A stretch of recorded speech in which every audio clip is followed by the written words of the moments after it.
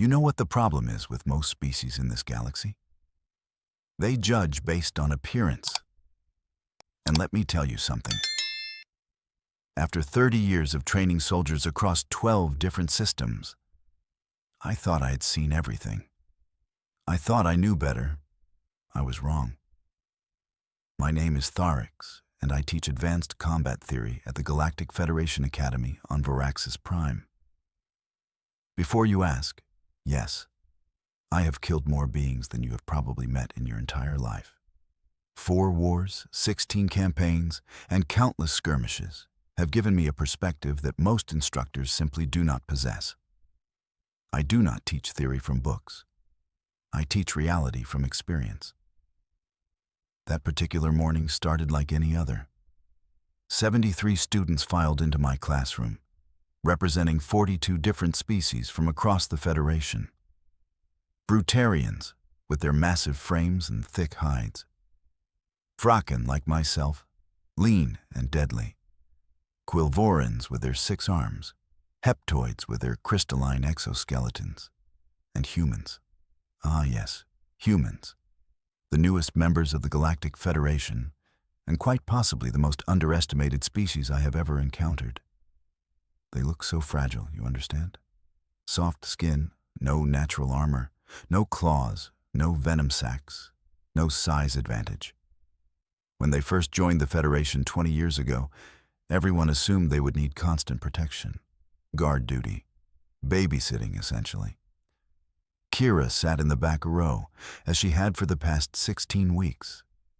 Small even by human standards, maybe 1.6 meters tall, slim build, with dark hair pulled back in a practical tail.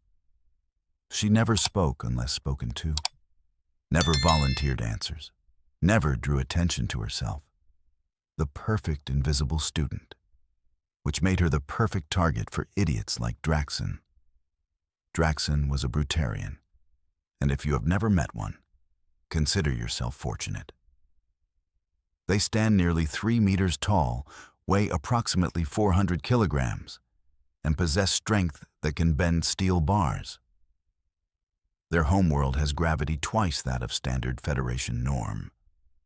They are natural warriors, proud of their combat heritage, and often, well, let us just say they are not known for their humility or intelligence.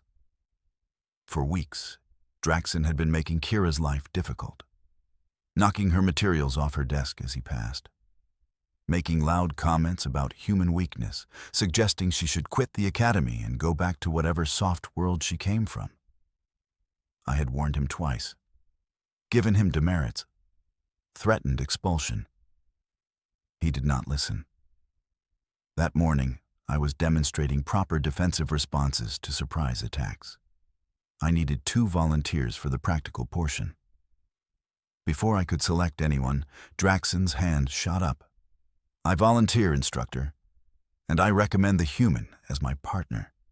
She needs the practice. The classroom went quiet. Several students shifted uncomfortably. Everyone knew what was happening. Everyone knew Draxon was looking for an excuse to hurt her. Keira stood up slowly, her face completely blank. No fear, no anger, nothing. Just calm acceptance. Keira, you do not have to, I began. It is fine, Instructor Tharix, she said quietly. I accept. They moved to the center of the training floor. Draxon grinned, showing all his teeth. It was not a pleasant expression. I explained the exercise.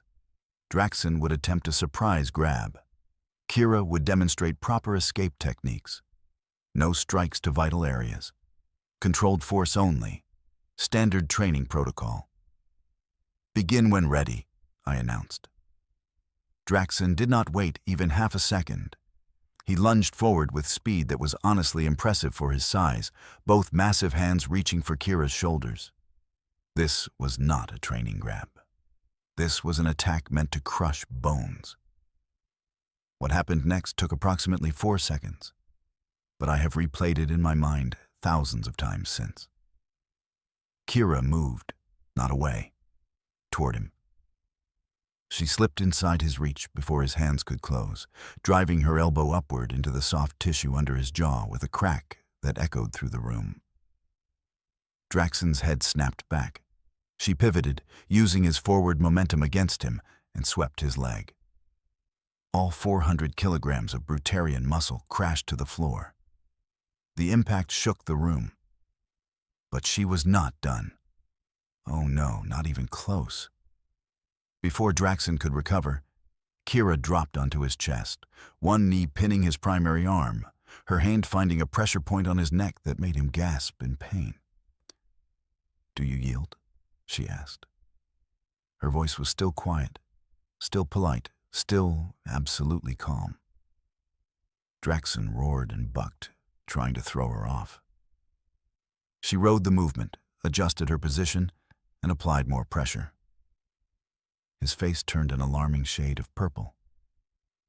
I said, "Do you yield?" That is when Draxon's 3 friends made the stupidest decision of their lives. Vexer, Grell, and Huntok rushed forward to help their companion. Keira saw them coming. Her head turned, those human eyes scanning, calculating, and I swear I saw something shift in her expression. Something cold, something predatory. She released Draxon and stood in one fluid motion. Vexor reached her first, throwing a punch that should have taken her head off. She ducked under it, drove her fist into his kidney, and as he folded, brought her knee up into his face. Blood sprayed. He went down. Grell came from her left, Huntok from her right. Classic pincer attack, taught in basic combat training, except Keira did not retreat. She charged directly at Grell, the smaller of the two. He was not expecting that. Nobody expects the tiny human to attack the larger opponent. She leaped, wrapped her legs around his neck, and twisted. The momentum sent both of them spinning. Grell hit the floor face first with Keira on top of him, already moving toward Huntok. Huntok had 3 seconds to react. He chose poorly. He tried to grab her. She let him catch her arm, then used it as a fulcrum to swing her entire body around, both feet slamming into his throat. He staggered back, choking, and she followed.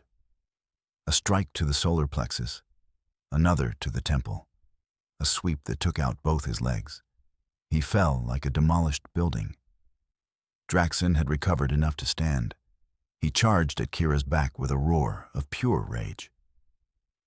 She heard him coming. Of course she did. She spun, dropped low, and drove her shoulder into his knee at an angle that knees are definitely not supposed to bend. The snap was audible throughout the entire classroom. Draxon screamed and collapsed. Again. Silence filled the training hall. Absolute, total silence.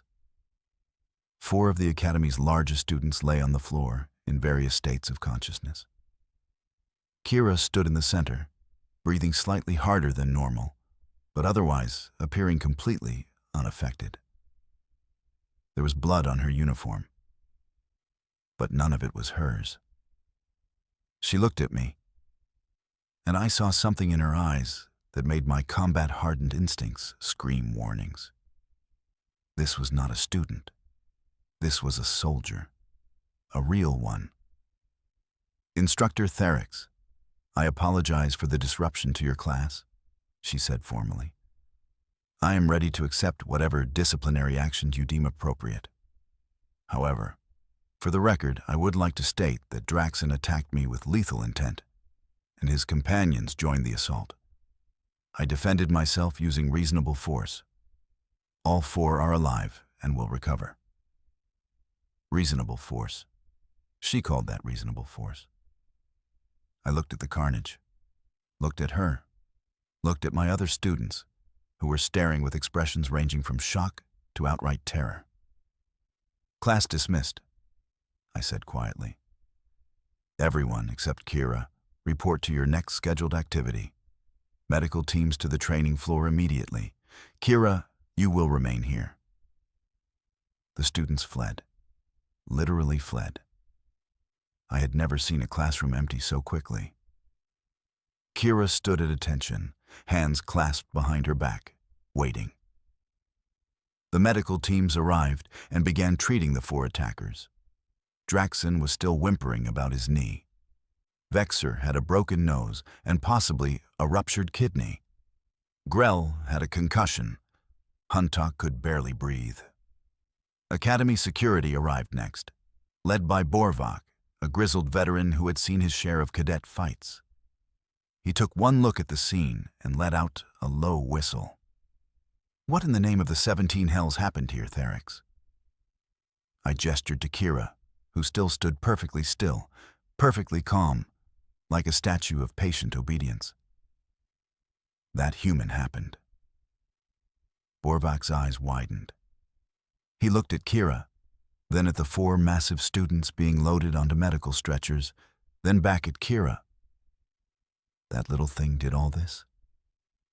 That little thing just taught me that I know absolutely nothing about humans, I said quietly. And I suspect we are all about to learn a very painful lesson. Keira said nothing. She simply waited, those cold, calculating eyes watching everything, missing nothing. And I realized with absolute certainty that she had been holding back, that what we had just witnessed was restraint, not full capability. The Academy was about to discover what happens when you corner a human. And I had the distinct feeling that before this was over, nobody was going to survive the lesson unchanged. The security footage did not lie, but watching it still made my scales itch with discomfort.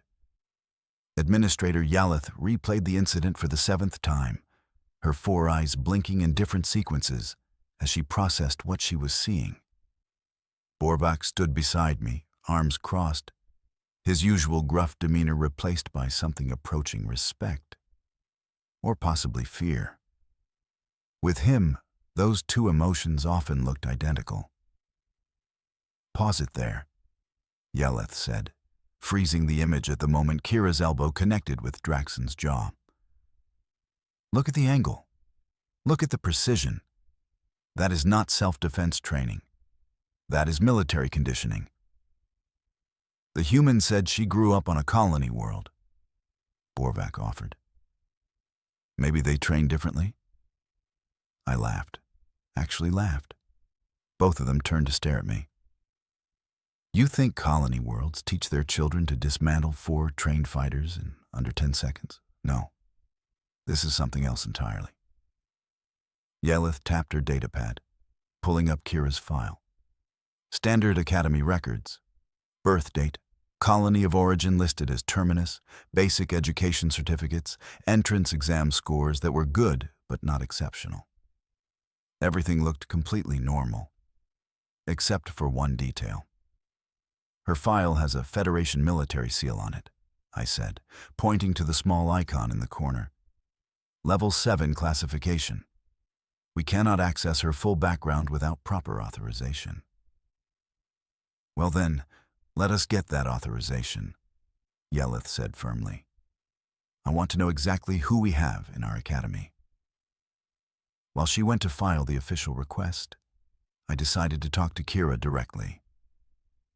She sat in the waiting area outside the medical bay, still wearing her blood-stained uniform, looking completely unbothered by the entire situation. 2 other students, Torin and Prila, sat far on the opposite side of the room, casting nervous glances in her direction. I sat down beside her. She straightened slightly, but did not look at me. How are you feeling? I asked. Fine, instructor. A few bruises. Nothing serious. That is not what I meant. She finally turned to face me, and those eyes held an exhaustion that had nothing to do with physical tiredness. Instructor Therix, I warned him. Multiple times. I filed 3 formal complaints.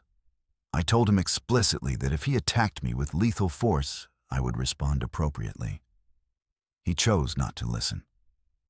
Where did you learn to fight like that? A ghost of a smile crossed her face. Terminus is not like other colony worlds, instructor. It is a death world. Gravity is 1.4 standard. The local predators include things that would give your nightmares. Children learn to fight before they learn to read, because if you cannot defend yourself, you do not survive to adulthood. That explains some of it. Not all of it. She was quiet for a long moment. I served in the Terran Defense Forces for 6 years before coming here. Special operations.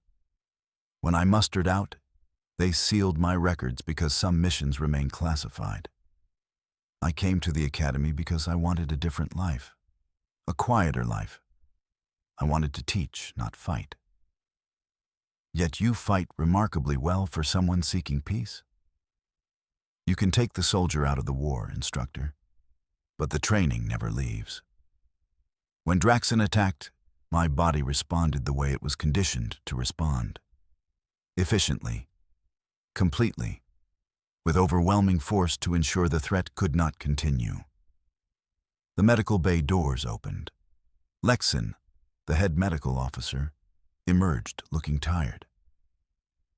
The 4 attackers will recover. Draxon needs surgery on his knee. Vexor has internal bleeding, but we stabilized him. The other 2 have concussions and various fractures. They are extraordinarily lucky that the human held back. Held back? Borvak appeared behind Lexon, his expression incredulous. You call that holding back? Lexon's expression was grim. Chief Borvak, I have been a combat medic for 20 years. I know the difference between someone trying to kill and someone trying to neutralize. Every strike that human delivered was precise, measured, and calculated to disable without causing permanent damage. If she had wanted them dead, they would be dead. She gave them exactly enough damage to stop the threat and no more. The implications of that statement settled over us like a cold blanket. Yelith returned, her face pale despite her natural blue coloration. She held her datapad with shaking hands. I got the authorization. I accessed her full file. She looked at Keira with something approaching awe. You were part of Operation Nightfall. You survived the Kelvor campaign. You have 17 confirmed kills in close quarters combat and commanded a strike team that... That information is still classified, Administrator. Keira interrupted gently. And not relevant to this situation. Not relevant? You are a decorated war hero sitting in my academy pretending to be a regular student. I am a regular student. My past does not define my present. I came here to learn, to grow, to move beyond what I was. But I will not allow myself to be killed or seriously injured because someone decided I look like an easy target. Borvak's communicator chirped. He answered it, listened, and his face darkened. We have a problem. Draxon's clan just arrived on campus. 12 of them. They are demanding to see Keira. They are talking about family honor and retribution. Keira stood slowly, that cold expression returning to her face. Then I suppose we are not done yet. They came for her at midnight. I was in my quarters reviewing training protocols when the emergency alert sounded. Security breach near the student dormitories, multiple hostiles. I grabbed my weapon and ran. By the time I arrived, it was already over. Well, the ambush part anyway. 12 Brutarians, all wearing clan colors, had surrounded Keira outside her building. Borvak's security team was still 3 minutes out. The attackers had timed it perfectly, or so they thought. You dishonored our brother, the largest one, Carvon, announced. You broke his knee, made him look weak. For this, you will pay. Keira stood perfectly still, assessing the situation. 12 opponents, each outweighing her by 200 kilograms minimum. Any reasonable person would surrender, call for help, try to negotiate. Keira was not reasonable. Last chance, she said quietly. Walk away. Tell your brother he started this. Tell him he lost fairly. Walk away and this ends here. Carvon laughed, a deep, rumbling sound that his companions echoed. You think you can fight all of us, little human? You got lucky with Draxon. That luck ends tonight. I never rely on luck. Then she ran, not away from them, toward the training complex 50 meters distant. The Brutarians roared and gave chase, exactly as she wanted them to do. I followed at a distance, keeping to the shadows. I should have stopped this. Called for backup. Done something official and proper. But something told me this needed to happen. That the galaxy needed to see what humans truly were when you backed them into a corner. Keira reached the training complex and slapped the door panel. The facility recognized her student credentials and opened. She disappeared inside. The 12 Brutarians crashed through seconds later. I accessed the external override and activated the building's internal monitoring system. Every screen in my vision lit up with different camera angles. The training complex was dark except for emergency lighting. Keira moved through it like a ghost, heading for the environmental controls. The Brutarians spread out, searching, calling insults and threats into the darkness. She hit the gravity controls first. The training rooms had variable gravity for different species. She cranked it to 2.1 standard, Brutarian normal. But she had grown up in 1.4 gravity. This gave her an advantage. Draxon found her first, or thought he did. She let him see her, led him into the hand-to-hand combat room, then used the padded walls and obstacles against him. He swung wildly. She ducked, weaved, struck pressure points with surgical precision. He went down in 40 seconds. 1 down, 11 to go. Hulvax and Gorvan came together, learning from their companion's mistake. She did not fight them directly. Instead, she activated the combat drones, usually used for defense training. Set them to stun mode. Let them harass the Brutarians, while she picked them off one by one. Gorvan took a drone strike to the back of the head. Keira swept his legs while he was distracted. His skull met the floor with a satisfying crack. Hulvax tried to grab her. She let him, then used a joint lock that bent his arm in a direction arms should never bend. He screamed and released her. A strike to the temple. He collapsed. The remaining 9 regrouped, finally showing some tactical thinking. They moved as a unit, checking corners, covering each other. Professional behavior. But Keira had trained with the best special operations teams humanity had produced. She knew every trick, every formation, every weakness. She led them to the zero-gravity chamber, hit the controls. Suddenly, 9 Brutarians were floating helplessly, completely out of their element. She used the handholds built into the walls, moving 3-dimensionally while they flailed. Picked them off, one by one. Pressure points, strikes to disable. Each Brutarian neutralized before the others could react. By the time Borvak and his team arrived, all 12 attackers were unconscious or groaning in pain. Keira stood in the center of the main training floor, breathing hard but standing tall. Her uniform was torn. Blood dripped from a cut above her eye, but she was standing. "Anyone else?" she called out to the empty room. Her voice echoed off the walls. "Anyone else want to test the weak little human?" Silence answered her. I stepped out of the shadows, my weapon lowered. Our eyes met across the room. "I warned them," she said simply. "I warned all of them." "I know." They did not listen. They never do. She looked at the fallen Brutarians, then back at me. "Humans have a saying, instructor. We did not start the fire. but we will burn everything to ash before we let it consume us. Borvak's team moved in to secure the attackers. Medical teams were already on their way. Again, then I realized the entire galaxy had been making a terrible mistake about humans. We thought they were weak because they looked fragile. We were wrong. They were not weak. They were mercy personified. And when you force mercy to become violence, nothing survives. The tribunal chamber was packed. Word had spread throughout the academy, throughout the entire station, about the human who had single-handedly defeated 16 opponents across 2 separate incidents. Students lined the walls. Instructors filled the gallery. Even off-duty personnel had found reasons to attend. Administrator Yaleth presided over the proceedings, flanked by 2 Federation adjudicators who had arrived specifically for this case. Draxon sat in the defendant section, his leg in a medical brace, surrounded by his clan members. All of them looked significantly worse for wear. Broken bones, concussions, bruised pride.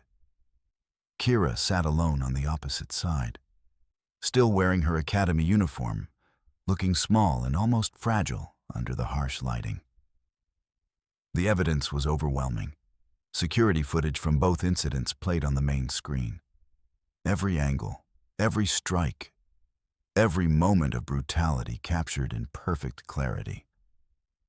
But also captured were Draxon's initial attacks, the threats, the harassment, Keira's repeated warnings, her formal complaints that had been filed and largely ignored by lower-level administrators who assumed a human could not possibly be in real danger from academy students.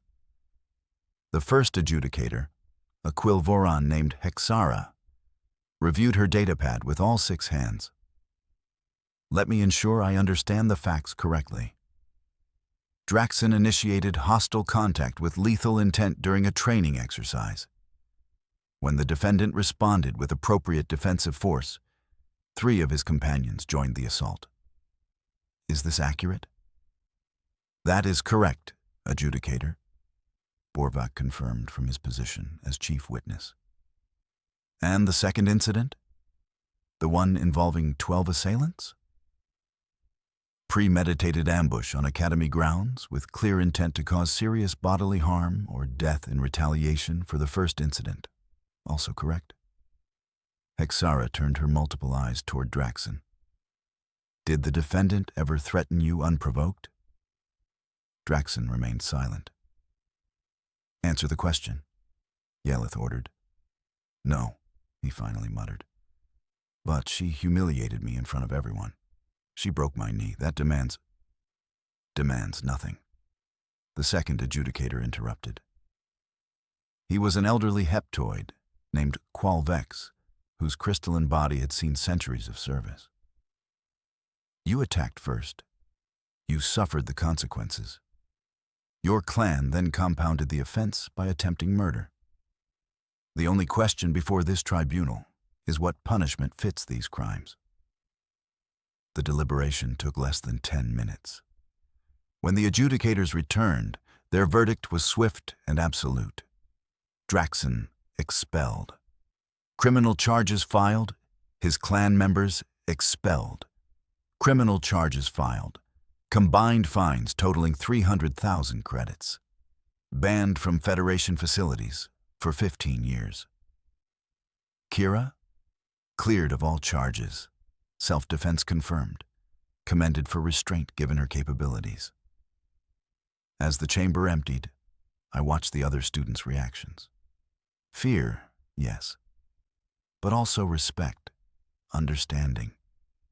The human had tried peace first, had filed complaints, had given warnings, had done everything the proper way. Violence had been the last resort, not the first choice. That afternoon, I stood before my advanced combat theory class. 73 students. But the energy was completely different now. They sat straighter, paid closer attention. And when Keira entered and took her usual seat in the back, every eye followed her with newfound awareness. Today's lesson is about strategic assessment and threat evaluation, I began. For weeks, many of you watched Draxon harass Keira. How many of you assumed she was helpless, that she needed protection, that she was weak?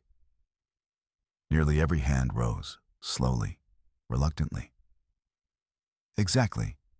You judged based on appearance, on size, on your preconceptions about what makes someone dangerous. This is how soldiers die in actual combat. This is how entire military campaigns fail. I gestured to Keira. Come up here, please. She walked to the front, that same quiet composure she always carried. Keira has agreed to share some insights about human combat philosophy. Pay attention. Your lives may depend on it someday. She turned to face the class, and when she spoke, her voice carried an authority that made everyone lean forward. Humans do not want to fight. Violence is exhausting. It is messy. It causes trauma that lasts years. We avoid it whenever possible. We warn. We negotiate. We retreat. We do everything we can to find peaceful solutions. She paused, letting that sink in.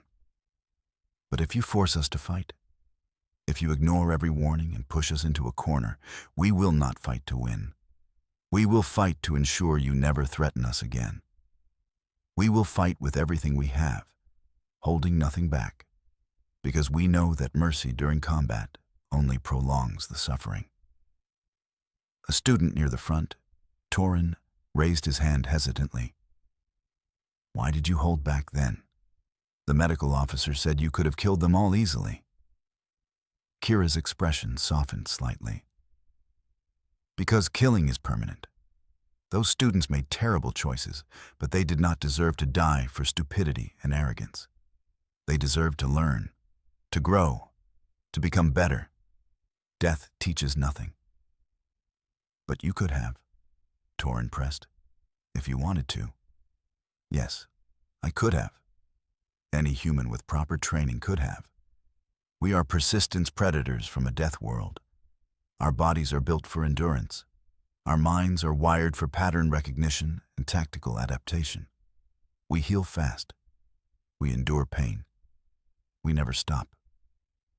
She looked around the room, making eye contact with as many students as possible.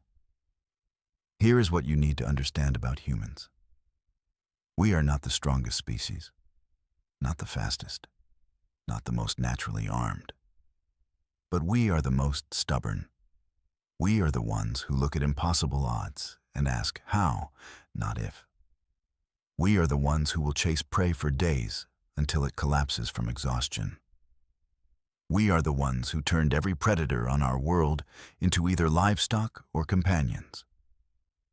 So when you meet a human, remember this. We prefer friends over enemies. We would rather build than destroy. We choose peace whenever possible. But if you absolutely insist on violence, if you ignore every warning and opportunity to walk away, then understand that we will end the threat completely and permanently. Not because we enjoy it, but because it is necessary. The classroom was silent, absolutely silent. I stepped forward. This is the lesson, students. Real warriors avoid unnecessary conflict. Real strength is knowing when not to use your full capabilities. Real victory is winning without fighting. But when combat becomes unavoidable, you commit completely or you do not survive. Keira returned to her seat. The class continued. But something fundamental had shifted. The other students no longer saw a small, weak human. They saw a soldier who had chosen mercy over violence 16 separate times and had been forced to demonstrate why that mercy should never be mistaken for weakness. Later, after class ended, I found Keira gathering her materials. You could have any position you wanted, I said.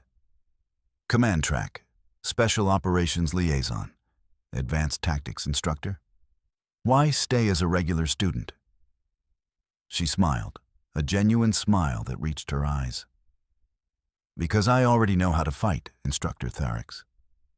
I came here to learn how to build peace. That is a much harder skill to master. I watched her leave, and I understood something profound. Humans were not dangerous because they could fight. They were dangerous because they understood the cost of fighting and chose peace anyway. That made them the most terrifying species in the galaxy. Because when something that powerful chooses restraint, you should be very, very careful not to make them change their mind. The lesson was over. The galaxy had learned, and every species with sense would remember what happens when you attack a human first.